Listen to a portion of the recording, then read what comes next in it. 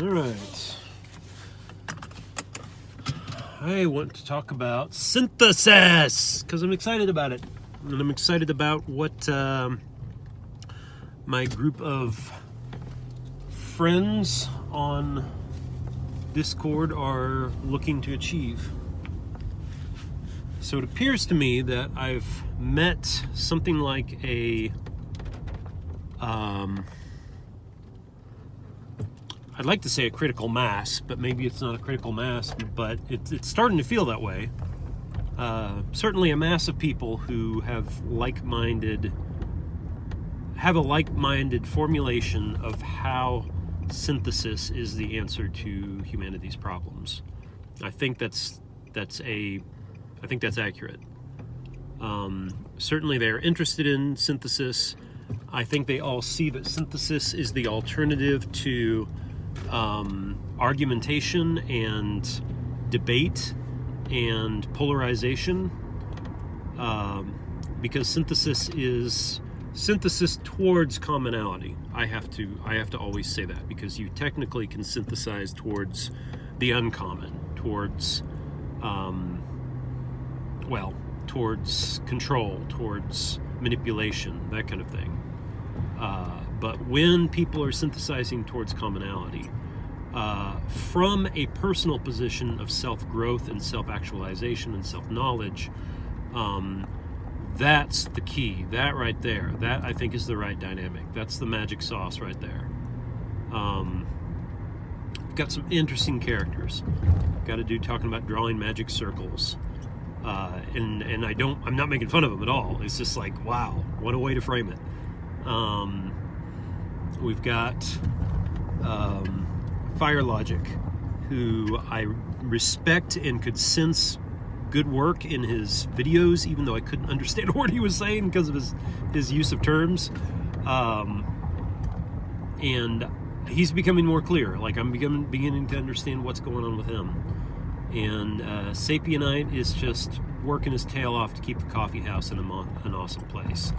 And I almost feel bad for him because I don't think he has much time to do the projects he would really like to do, and he's starting to have to work 40 hours a week again. And he looks pretty unhappy about that. So he's got stuff going on. Then there is Tyler, we could kind of include. He's got his own vision, and I don't know if we're joining that vision or if our vision is a splinter and mirror of it. The splintered mirror, I like that. And then there's Grey Matter. And Grey Matter brings the towers and the magic circle and the elements and this Middle-earthian fantastic feel to synthesis, which is cool. I like it. It works. And then there's me, I guess. So what's my perspective on this all? Well, synthesis is the answer. I've already said that. What I'm hoping we will be able to do is formulate something like a memified version of synthesis. In other words, a map and a method of synthesis. And it seems to me like it will have to have some kind of database, whether that is simply in a forum, or whether it's documentation, whether it's stories, whether it's something like what I would envision, which is a concept system. But it has to have some kind of documentation, I think. Otherwise, it's very interpersonal.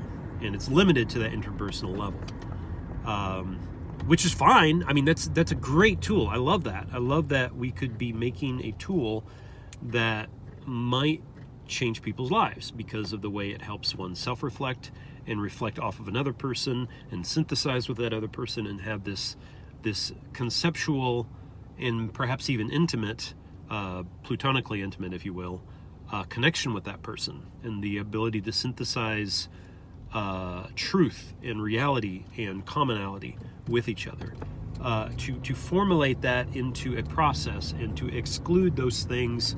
And I think this is important, though we haven't talked about it. Exclude those practices which are damaging to the synthesis. I would formulate that I would like to formulate a type of language, meaning literally the words we use for synthesis. I think we have to have a layer of humility overlapping everything we say. We have to have a self-model and a common model that we can freely jump back and forth, which is something like holding two beliefs at the same time. But I'm hoping that it will not be that I'm hoping to challenge the human race to be able to do that, I suppose I'm saying, because I think it's necessary. I think it's needed. Because if we can't hold the common and the personal both, then we end up trying to make everyone or wish everyone else to believe just as we do. And that will only continue to polarize us. So at the very, very least, we have to have enough mental flexibility, humility, and mental dynamic to be able to think in terms of one's personal commitments and salience landscape and virtues and values, rather, and those which emerge commonly, which are only common, right? I think we have to be really strict about what enters the commons. It has to be, you have to say group, you can't say all. I'd love to say all, but that is perhaps unachievable. But the commonality between groups, between individuals, can emerge. And that can emerge, that will emerge, or that we are able to reach. And eventually we will even find commons that are common to all groups. But I think the project has to be active for a while before humanity can evolve to the point, with enough synthesis built into our software, if you will, that we are able to all synthesize a commonality. Otherwise, I fear mental illness and pure pig-headedness and thick-skulledness and that kind of thing. That's gonna keep a pure commonality from appearing, perhaps forever. And maybe that's okay. We don't have to have pure commonality. We don't need that level of absolutism. In fact, I don't know. Maybe that's scary. Maybe it would be scary if we got to pure absolutism, because that would become a kind of legalistic tone or dictate, and may squash the growth of the human race itself. So I don't think we even want that. All right, and then so that's kind of the hope of this software that we develop.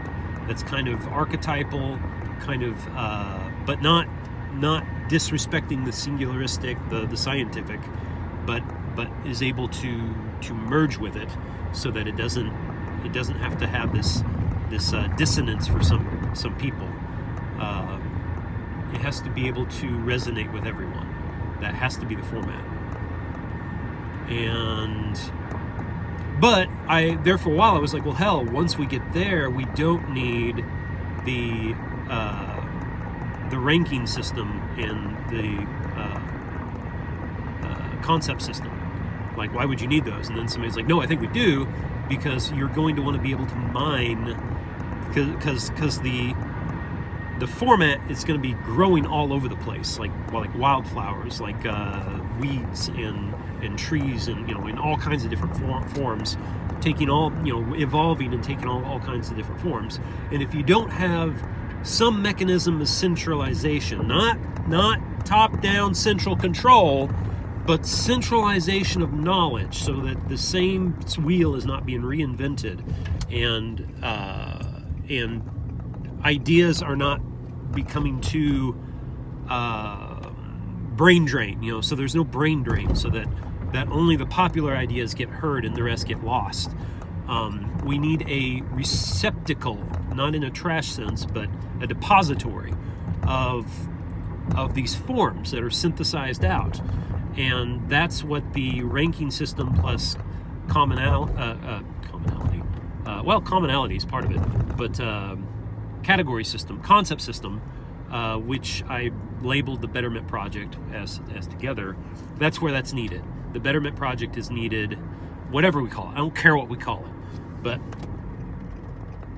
that is needed to become a common depository and sorting place, and a place where those deposits can then be refined and weighed and judged and balanced and synthesized even more. And that's what we're doing. That's what I think. Well, we are far from there. But the hope, I suppose, is that we can get the memified, the germ, the seed going, and it can spread about and begin to be used. And when the value is seen, if we can engineer this thing so powerfully that the usefulness is obvious, then boom, right? We've got it. We will get interest, we will get followers, and we will get the help we need to do the rest, to build the Betterment Project, or whatever you want to call it, and go from there. And hopefully that will be the thing that cascades across the globe and unites us in commonality, so that we are not at each other's throats, and that we can put down the regimes that are self-destructive and are not merely hurting people, which they do, but also aiming us at self-destruction. Okay, that's the huge vision I've got right now, as synthesized as minimalistically as I can formulate it. All right, thank you.